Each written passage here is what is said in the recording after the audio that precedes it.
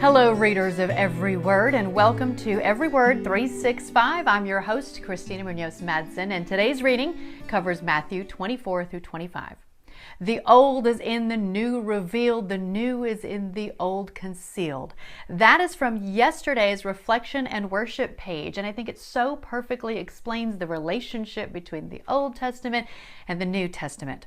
There's also more there on the 400 years of silence between the two if you're interested in knowing more. So just a reminder to read those days off the reflection and worship page. Then in Matthew 24, 4 through 8, it says, Jesus told them, "Don't let anyone mislead you, for many will come in my name, claiming I am the Messiah. They will deceive many, and you will hear of wars and threats of wars, but don't panic.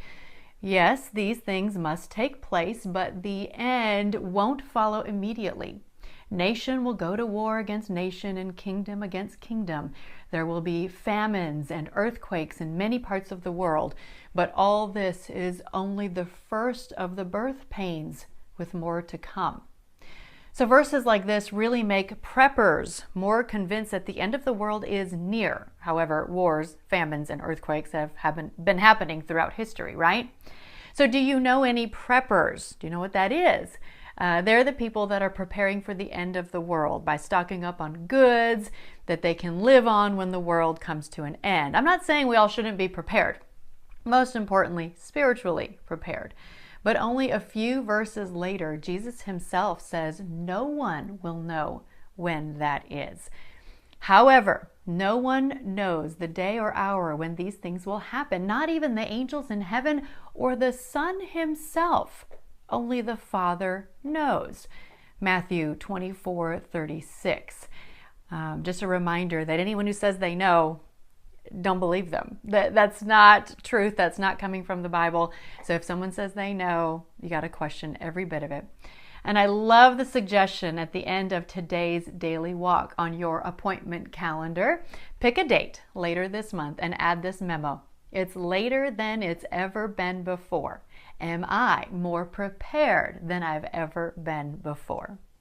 Great reminder for all of us. Then in Matthew 25, we read one of the most difficult parables to understand, the one about the 10 bridesmaids or virgins. So I'm including a Got Questions link for more on that. You can find it in the description of the podcast. And then the parable of the 3 servants and what they do with the bags of money they're given. This one is pretty well known and you might be familiar with it. And so I've also shared a link with more on that. And then of course this very well known parable leads to a very well known verse. To those who use well what they are given, even more will be given, and they will have an abundance. But from those who do nothing, even what little they have will be taken away.